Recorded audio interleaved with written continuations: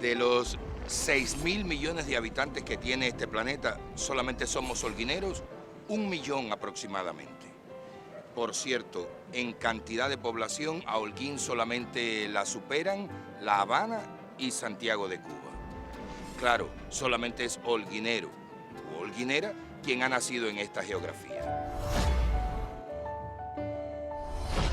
Esta geografía se llama Holguín por el hombre que se ve en el mural. García el nombre, Holguín el apellido. Aunque investigaciones recientes dicen que probablemente el hombre que le dio nombre a esta geografía no es quien se ve en el mural, sino otro. En 1948 García Castañeda tenía que ir a un congreso internacional y valoró qué ponencia escribiría ese congreso. Decidió hacerla al pueblo y a la ciudad de Holguín y descubrió que lo dicho hasta ese momento no había prácticamente nada probado e reinició la investigación. A Francisco García Holguín no lo había por ninguna parte. De todas maneras, esto de si fue este u otro Holguín el que le dio nombre a esta geografía, lo podemos hablar más adelante. Ahora les propongo que hablemos de lo que significa la palabra Holguín. Esto es una historia que se remonta a la segunda mitad del siglo XIII, principios del XIV, en la llamada Alta Extremadura en la península ibérica. Y tiene que ver con una historia de bandoleros. Algunos documentos de la época recogen que estas bandas se les comenzaron a llamar los golfines. Eso significa que todos esos malhechores eran golfines, todos por igual. A ver, ahí está la posible confusión. Aunque en algunos documentos se les llama golfines, indistintamente se comenzó a identificar el hecho de ser malhechor con ser un golfín, ¿ya? Pero no hay una evidencia documental precisa que caracterice a determinado tipo de malhechor con ser un golfín. Pero sí, popularmente, se les comenzó a conocer como golfines. Ahora, esos golfines que son malhechores, que andan robando reses, de pronto debieron de llegar a la ciudad y ser perdonados para que el apellido llegue hasta hoy, para que incluso en Extremadura hayan edificios en los que vivieron los primeros golfines. Lo que sucedió con esto borda el límite de la leyenda, ¿no?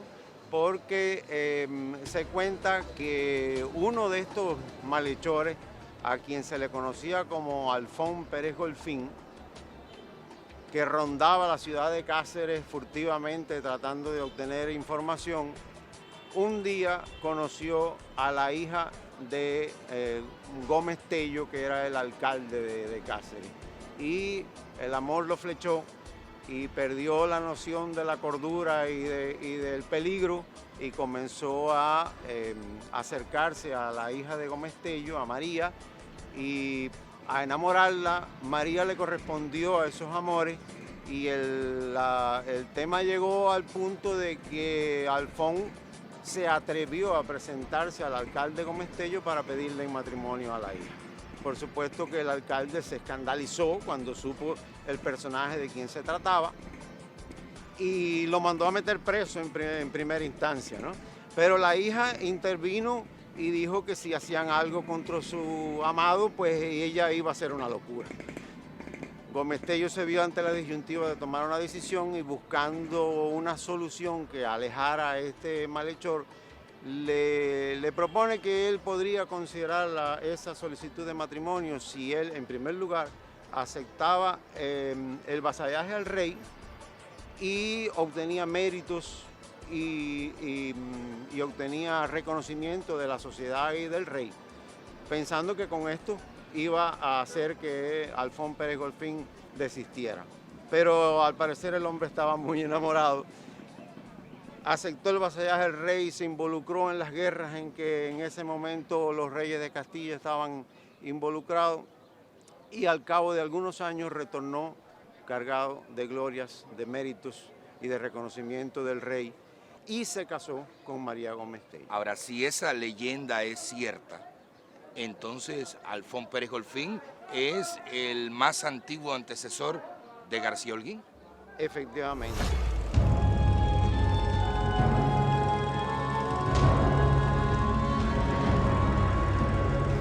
historia de García Holguín es una historia contradictoria. Generalmente siempre es más lo que no se sabe de él que lo que se sabe. En algún momento le dijeron Francisco García Holguín. Después se demostró que no, que el verdadero era García nombre, Holguín apellido. Sin embargo, investigaciones recientes dicen que probablemente no sea García Holguín el colonizador de estas tierras, que en Bayamo habían otros Holguines y que cualquiera de ellos pudo ser. ¿Qué criterio tiene usted?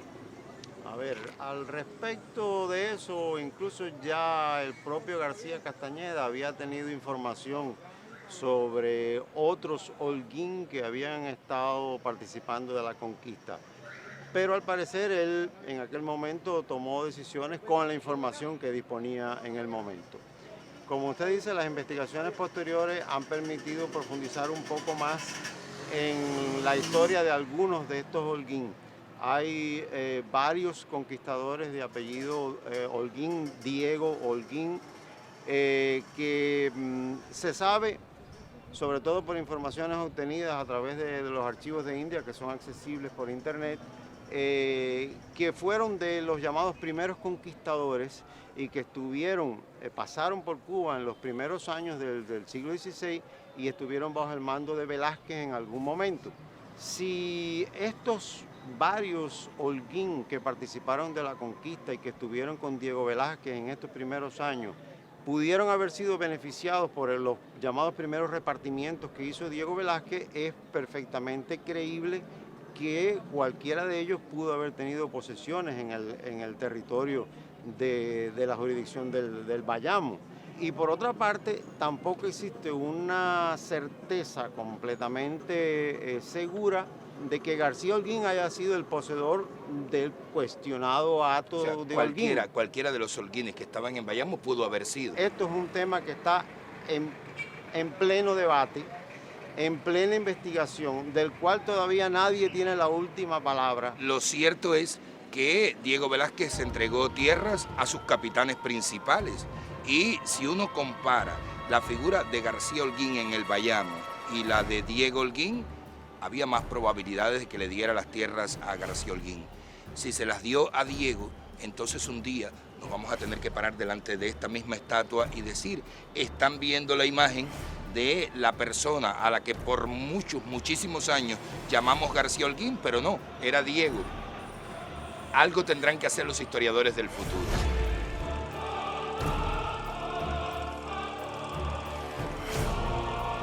Lo que se sabía hasta este momento, que probablemente fue a García Holguín a quien se le otorgan las tierras, viene, aquí tiene indios, pero después se tiene que ir a México, lo manda Diego Velázquez a que detenga a Hernán Cortés, pero cuando llega allá no detiene a Hernán Cortés, sino que se pasa a su bando, que participa en la conquista de Tenochtitlán, que recibe indios, tierras y tesoros, y después se habla de que el hombre lo dejó todo y vino para Cuba por una supuesta novia, dice Diego de Ávila. Eso ya sabemos que no es verdad. Sabemos que el hombre siguió conquistando tierras y que estuvo en el Perú. Y que en el Perú murió. Pero aquí se dice que fue en 1545 cuando el hombre regresó y fundó su hato. A partir de la investigación profundísima que usted ha hecho, ¿qué opina? Fue en 1545 que fundó el hato y antes vino del Perú en algún momento. Mira, es muy poco probable, vamos a no ser categóricos, pero es muy poco probable que después de todos los méritos que había logrado en la campaña de México y todas las noticias que estaban llegando del Perú, y sabiendo que aquí en esta región, estamos hablando de los primeros años del 16, prácticamente no había nada. Es muy poco probable que haya decidido regresar aquí a hacer prácticamente nada. Lo que recoge la investigación realizada es que se enroló con Pedro de Alvarado en la conquista de Guatemala y que de ahí pasaron al Perú. Entonces, eso echa por tierra lo que ha dicho la historiografía tradicional de este lugar, que García Holguín regresó y que el día 4 de abril de 1545 fundó el hato. no pudo haber fundado el hato, si es que fue García Holguín quien lo fundó, estando en Perú. ¿No se está allá y aquí a la misma vez? ¿Qué pasa? Al respecto no podemos ser completamente categóricos porque mientras no se tenga una comprobación fidedigna que pueda refutar de manera convincente lo que, como usted dice, cuenta la historiografía tradicional, solo podemos llegar a hacer conjeturas. Cuando usted comienza a reunir todos esos trozos de información que aparecen en distintas fuentes muy disímiles por su naturaleza, por su procedencia, por su época, y usted hace la triangulación de toda esta información, comienza a aparecer una figura coherente, una historia coherente, lógica, con una cronología creíble,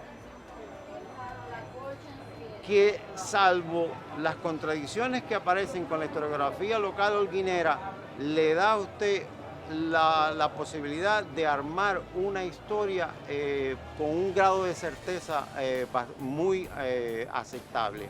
Y lo que nos hace pensar a nosotros que ciertamente sí estamos hablando del mismo personaje. En la tesis de maestría de Arquímedes Paz Pérez hay una cita de un historiador, sociólogo y economista estadounidense que fue muy famoso. Dice esa cita: una investigación seria no es la que responde una duda, sino la que crea nuevas dudas. Sobre García Holguín hay dudas muchísimas.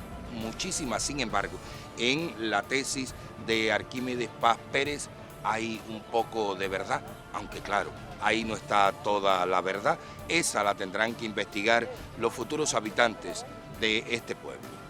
Hasta un próximo encuentro.